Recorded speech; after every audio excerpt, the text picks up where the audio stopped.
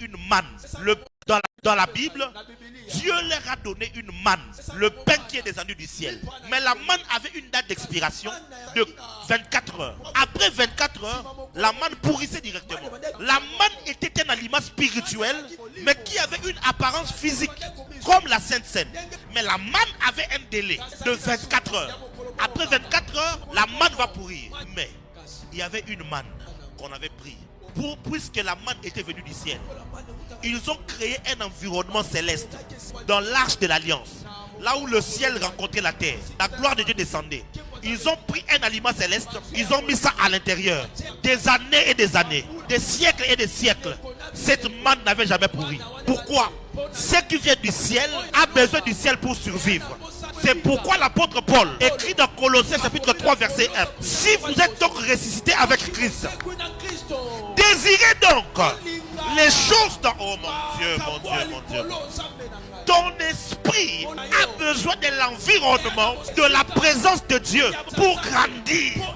La présence de Dieu est la terre favorable pour la culture de ton esprit. Telle une sémence, le royaume de Dieu est dans ton esprit.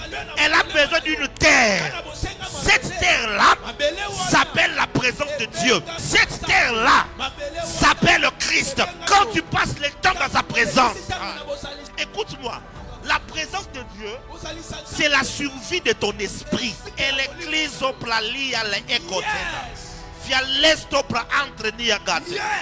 Écoutez, je vais te dire quelque chose qui va te choquer.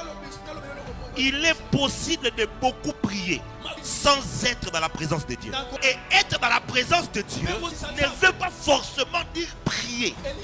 C'est un environnement où ton esprit est en communion avec Dieu.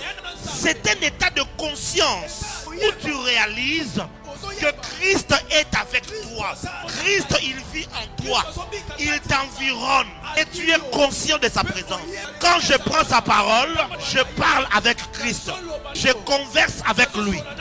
Quand je prie en langue, je parle avec Christ. Quand j'écoute les adorations, je suis dans cette atmosphère-là.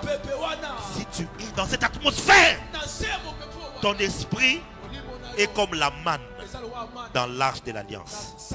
Dans la Bible, Dieu leur a donné une